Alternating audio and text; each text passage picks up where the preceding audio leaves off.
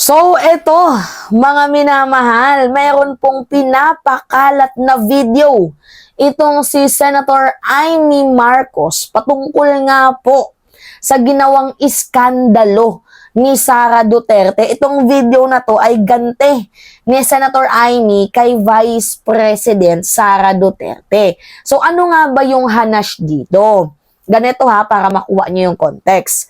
Nung Biyernes, napakadami na binitawan na maaanghang na salita ni Vice President Sara Duterte. Kabilang na nga po yung huhukayin ang kanilang ama, itatapon sa West Philippine Sea, yung dahil sa relo, gusto niya ng pugutan, si PBBM, drag me to hell, kahit pa daw anuhin niyo siya sa impyerno, siya pa din daw ang presidente doon. Kung bibigyan niya ng rating si Marcos, 1% lang. At ito yung nabanas si Amy.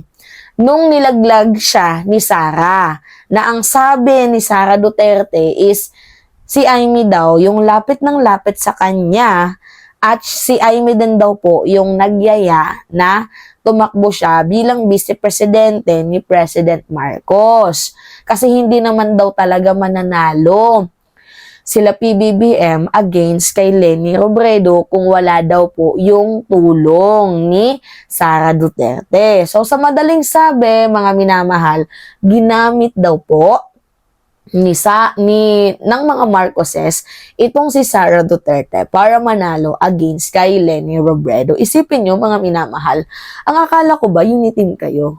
Ang akala ko ba magkakampi kayo? Supposedly, kahit anong issue ninyo, dapat nakastick lang kayo sa public issues, 'di ba?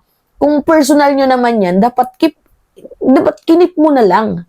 'Di ba? Kung talagang may pagmamahal ka sa taong bayan kasi it could affect the economy, the Philippines, the entire people of the Republic of the Philippines sa mga binitawan mong salita. So ito na nga, mga minamahal. Ngayon, merong video na kumalat. So ano yung video na kumalat? Na itong si Sara Duterte, siya pala yung gustong mag-vice-presidente. Siya pala yung nagsabi na, oy PBBM, baka pwede mo kong kunin bilang vice-presidente mo. Tingnan nyo tong video na to ah. Ito yung video na yun, yung tinutukoy ko. So sabi ko kay Bongbong Marcos, pwede mo ba akong kunin na vice-presidente mo? Tutulong ako sa iyo. Bakit siya ang pinili ko na presidential candidate? Kasi para sa akin, importante ang naging governor. Siya, 4 na term na governor. Isang termino na congressman. Isang termino na senador. Okay. Rinig ninyo, mga minamahal.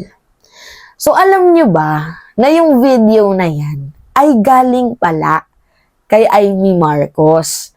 So, si Amy Marcos, dinrap niya yung video na yan sa mga tawag dito, mga content creator. Tapos, kumalat. So, yung source pala ng video na yan, mga minamahal, ay si Amy Marcos. So, pinapatunayan niya ni Amy Marcos na sinungaling itong si Sara Duterte. So, you know what, mga minamahal? Kung ako hindi ako yung tipo ng kaibigan na kunyari magkaaway tayo, tas ilalabas ko yung baho mo. Hindi. Kung ano lang yung pinag-awayan natin, doon lang ako. Yung to the point na manira ka, hindi ko ugali yun, mga minamahal. So, dapat sana, as a vice president ng bansang Pilipinas, kung meron man kayong mga personal na issue, inyuhin nyo na yun. Huwag nyong idama yung mga mamamayang Pilipino. Kung meron kayong hidwaan, suluhin ninyo, hindi yung idadamay nyo kami. Nakakabanas, mga minamahal. Actually, hindi mo nasira Sara Duterte si PBBM. Sinira mo yung reputation mo. Sinira mo yung pangalan mo. Hindi lang pangalan mong Sara Duterte, bagkus sinira mo din yung office of the Vice President. Mantakin mo yung logo ninyo na para sa bayan, para sa Pilipino, ganyan. Iibahin mo, papalitan mo ng drag me to hell. Kung nag-iisip ka ba naman, kaya ka natatawag na parang isip bata, immature, childish, dahil din naman sa kinikilos mo. Tapos nagagalit ka, na binabash ka nila, kasi kasalanan mo din naman. Kung matino ka at nag-iisip ka, kung meron kang magandang hangarin talaga sa ating bayan, hindi ka magsasalita ng hindi mo pinag-iisipan. VP ka pa man din ng bansang Pilipinas. Naturingan kang pangalawa sa may pinakamataas na posisyon. Hindi ka ba nahihiya na ang taas ng karangalang binibigay at respeto ng mamamayang Pilipino sa iyo? And then right after, ganito yung bibig mo? Okay lang maging matatas. Pero wag yung masyadong matalas. 'Di ba? Hindi sa lahat ng bagay angkop na yung bibig mo, ibuka mo. Hindi eh. Lalo pat kung may baho ka lang rin naman.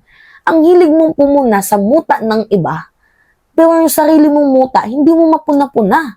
Alam nyo kung ano yung budget dito? The way na sabihin mo, yung ginamit ka ng mga Marcoses, sila yung nagyaya sa'yo para maging vice-presidente ka. Eh ano yung pinakita ni Amy Marcos na video? Ano yun? Ano yung ibig sabihin nun? So, sinungaling ka. Hindi mo na nga, bukod sa niloloko mo na nga yung taong bayan, patungkol nga po sa pera ng mamamayang Pilipino, nagsisinungaling ka pa.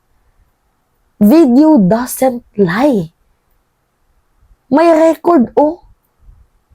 O wala namang sinabi si PBBM na kukunin kanyang vice-presidente. Wala naman kaming nakita na, kinuha ko si Inday Sara na vice-presidente ko dahil malakas siya. Wala naman siyang sinabing ganun Kahit ni isang video, walang magpapatunay na sinabi yan ng ating presidente na kinuha kanya bilang vice-presidente. Pero ikaw, merong nakitang video na nagsasabi na ikaw gusto mong kunin ka ni PBBM bilang vice-presidente ng bansang Pilipinas. Video doesn't lie. That is a proof, mga minamahal. Sinungaling ka. Mahiya ka naman, VP. Mahiya ka, grabe. Ito yung hindi ko magets kay Sara eh. Hindi niya talaga pinag-iisipan yung kanyang mga pinagsasabi. Kaya tingnan nyo. Ano yung lumabas na video? Tapos sasabihin mo, tutulungan po kita, PBBM. Tulungan kita, Apo Marcos. Basta ano yung sinabi niya? Tutulungan niya si PBBM. Tinulungan niya ba? Hindi. Kung hindi ka lang din naman nakakatulong, huwag ka na lang maging pabigat. Kung wala ka lang din naman naiaambag, huwag ka nang dumagdag sa problema. Diba? Imagine nyo yun, mga minamahal. Hindi ka na nga naging magandang imahe sa bansang Pilipinas. Sisirain at yuyurakin mo pa yung pangalan ninyo. Isira na nga eh. Huwag mo nang dagdagan, VP. Sa totoo lang, paras lang din naman silang nagbenepisyo. Oo, mga minamahal, wala akong kinakampiyan sa dalawang yan. Paras lang naman silang nagbenepisyo eh. Si PBBM nanalo kasi gusto niyang tumulong sa Pilipino. Si Sara nanalo dahil gusto niyang makakuha ng kaban ng bayan. Si PBBM nagbebenepisyo the way na gusto niyang tulungan yung Pilipino. Si Sara nagbebenepisyo the way na gusto niyang kurakutin